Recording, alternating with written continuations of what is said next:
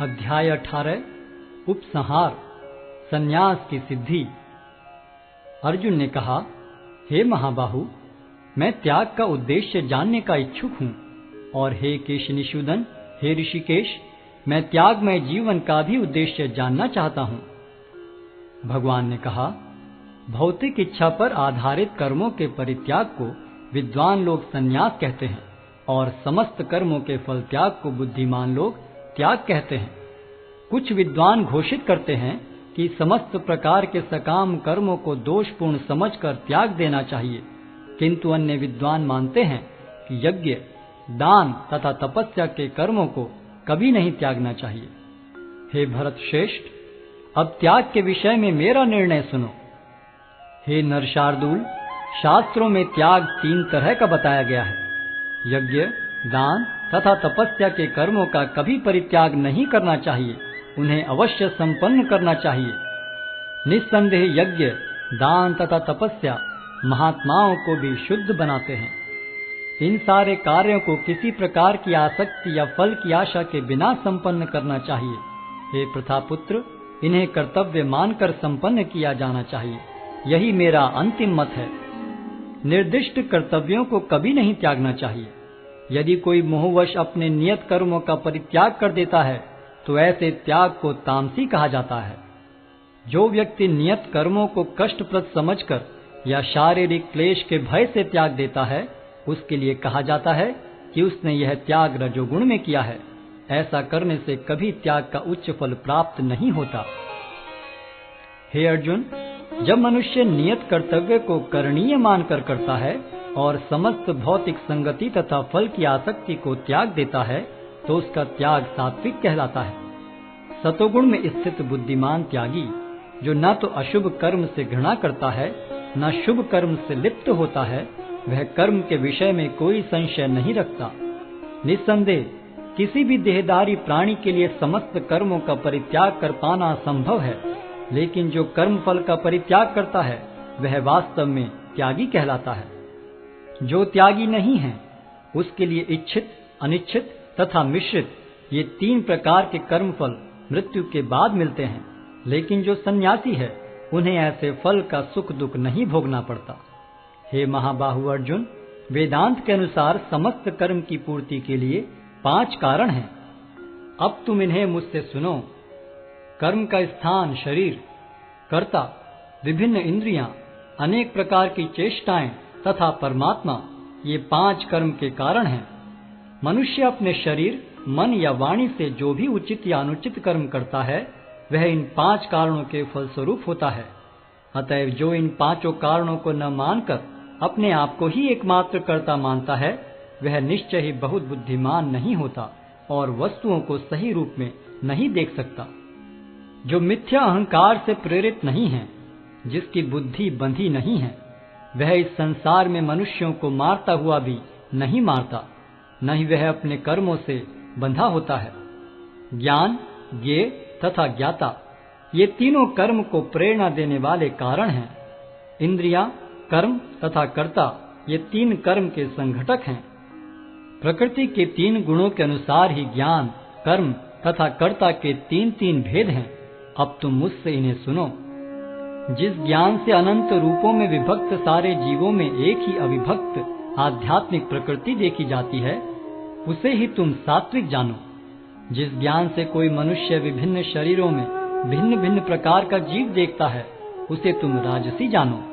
और वह ज्ञान जिससे मनुष्य किसी एक प्रकार के कार्य को, जो अति तुच्छ है, सब कुछ मानकर सत्य को जाने बिना उसमें लिप्त रहता है, तामसी कहा जाता है।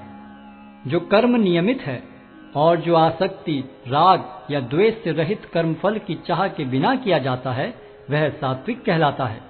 लेकिन जो कार्य अपनी इच्छा पूर्ति के निमित्त प्रयास पूर्वक एवं मिथ्य अहंकार के भाव से किया जाता है, वह रजोगुणी कहा जाता है। जो कर्म मोहवश शास्त्रीय आदेशों की अवहेलना करके तथा भावी बंधन की परवाह किए बिना या हिंसा अथवा अन्यों को दुख पहुंचाने के लिए किया जाता है, वह तामसी कहलाता है। जो व्यक्ति भौतिक गुणों के संसर्ग के बिना अहंकार रहित संकल्प तथा उत्साहपूर्वक अपना कर्म करता है, और सफलता अथवा असफलता में अविचलित रहता है, वह सात्विक कर्ता कहलाता है। जो कर्ता कर्म तथा कर्म फल के प्रति आसक्त होकर फलों का भोग करना चाहता है तथा जो लोभी, सदैव ईर्ष्यालु, अपवित्र और सुख दुख से विचलित होने वाला है, वह राजसी कहा जाता है। जो कर्ता सदा शास्त्रों के आदेशों के विरुद्ध कार्य करता रहता है, जो भौतिकवादी, हठी, कपटी तथा अन्यों का अपमान करने में पटु है तथा जो आलसी, सदैव खिन्न तथा काम करने में दीर्घ सूत्री है, वह तमोगुणी कहलाता है। हे धनंजय, अब मैं प्रकृति के 3 गुणों के अनुसार तुम्हें विभिन्न प्रकार की बुद्धि तथा धृति के विषय में विस्तार से बताऊंगा, तुम इसे सुनो। हे प्रथापुत्र, वह बुद्धि सतोगुणी है जिसके द्वारा मनुष्य यह जानता है कि क्या करणीय है और क्या नहीं है, किससे डरना चाहिए और किससे नहीं, क्या बांधने वाला है और क्या मुक्ति देने वाला है।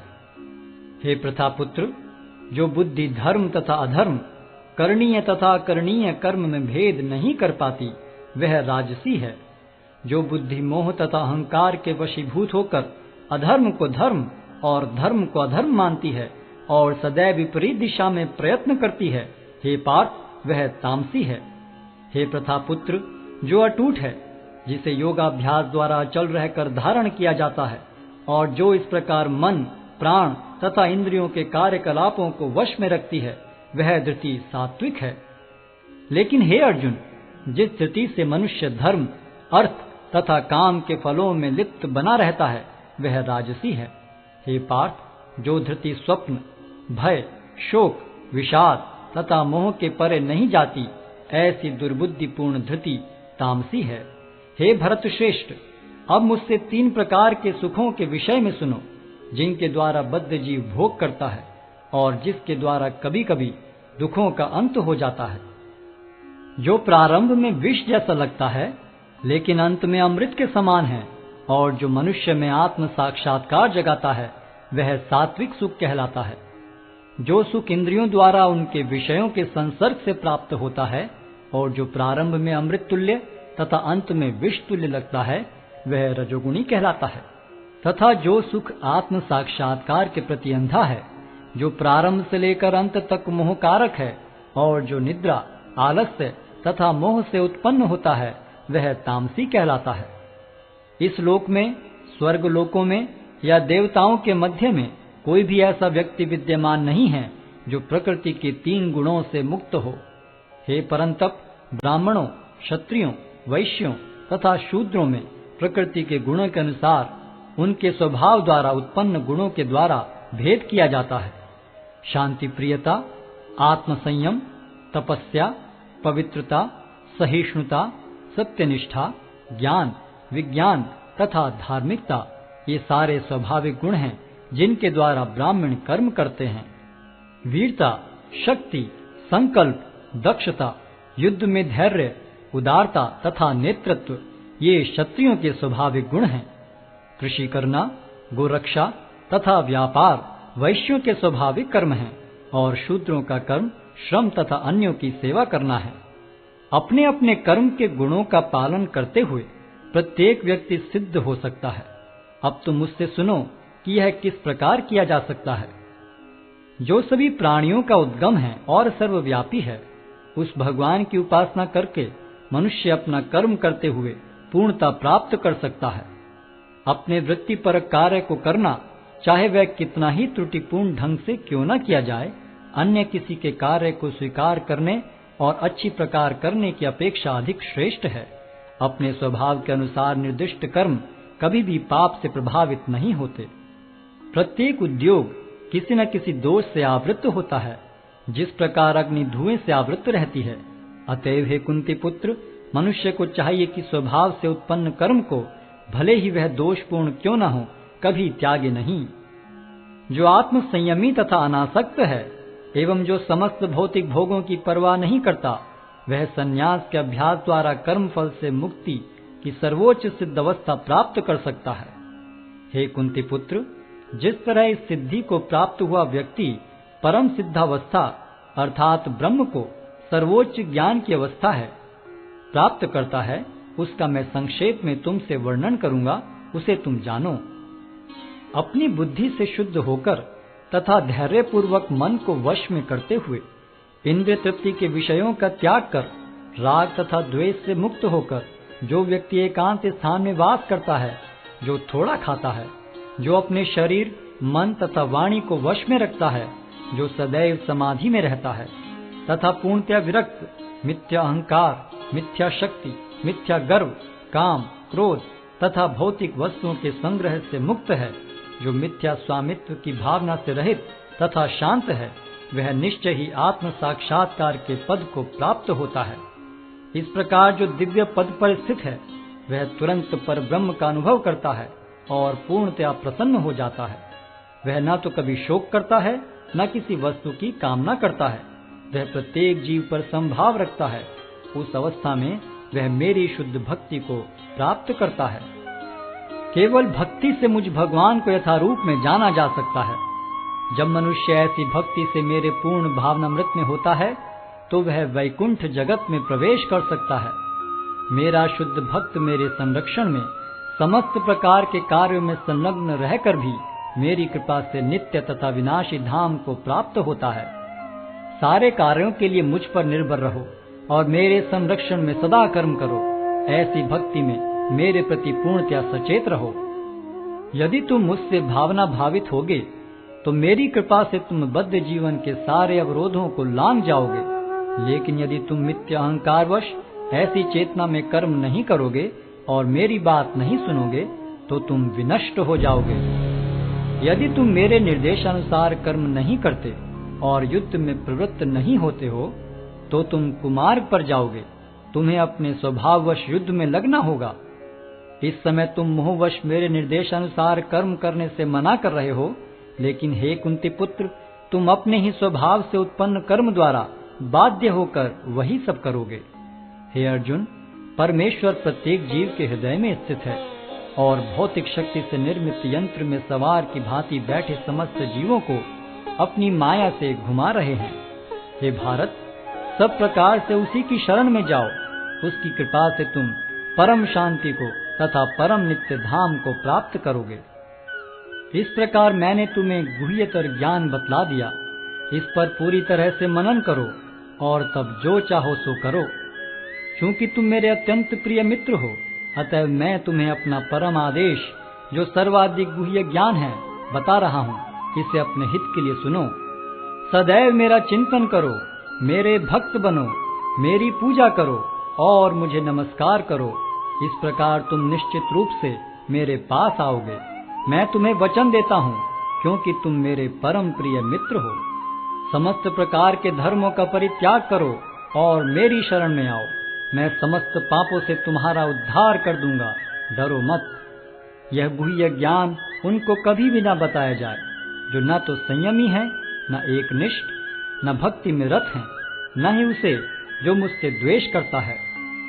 जो व्यक्ति भक्तों को यह परम रहस्य बताता है, वह शुद्ध भक्ति को प्राप्त करेगा और अंत में वह मेरे पास वापस आएगा। इस संसार में उसकी अपेक्षा कोई अन्य सेवक न तो मुझे अधिक प्रिय है और न कभी होगा। और मैं घोषित करता हूँ कि जो हमारे इस पवित्र संवाद का अध्ययन करता है, वह अपनी बुद्धि से मेरी पूजा करता है, और जो श्रद्धा समेत तथा द्वेष रहित होकर इसे सुनता है, वह सारे पापों से मुक्त हो जाता है और उन शुभ लोकों को प्राप्त होता है जहाँ पुण्य आत्माएं निवास करती हैं। हे प्रथापुत्र, हे धनंजय, क्या तुमने इसे एकाग्र चित्त होकर सुना? और क्या अब तुम्हारा ज्ञान तथा मोह दूर हो गया है? अर्जुन ने कहा, हे कृष्ण, हे अच्युत, अब मेरा मोह दूर हो गया। आपके अनुग्रह से मुझे मेरी स्मरण शक्ति वापस मिल गई। अब मैं संशय रहित तथा दृढ़ हूँ और आपके आदेशानुसार कर्म करने के लिए उद्यत हूँ। संजय ने कहा, इस प्रकार मैंने कृष्ण तथा अर्जुन, इन दोनों महापुरुषों की वार्ता सुनी, और यह संदेश इतना अद्भुत है कि मेरे शरीर में रोमांच हो रहा है। व्यास की कृपा से मैंने ये परम गुह्य बातें साक्षात योगेश्वर कृष्ण के मुख से अर्जुन के प्रति कही जाती हुई सुनी। हे राजन, जब मैं कृष्ण तथा अर्जुन के मध्य हुई इस आश्चर्यजनक तथा पवित्र वार्ता का बारंबार स्मरण करता हूँ, तो प्रतिक्षण आह्लाद से गदगद हो उठता हूँ। हे राजन, भगवान कृष्ण के अद्भुत रूप का स्मरण करते ही मैं अधिकाधिक आश्चर्यचकित होता हूँ और पुनः पुनः हर्षित होता हूँ। जहाँ योगेश्वर कृष्ण हैं और जहाँ परम धनुर्धर अर्जुन हैं, वहीं ऐश्वर्य, विजय, अलौकिक शक्ति तथा नीति भी निश्चित रूप से रहती है, ऐसा मेरा मत है। हरे कृष्ण कृष्ण कृष्ण हरे हरे, हरे राम राम राम हरे हरे। हरे कृष्ण कृष्ण कृष्ण हरे हरे, हरे राम राम राम हरे हरे।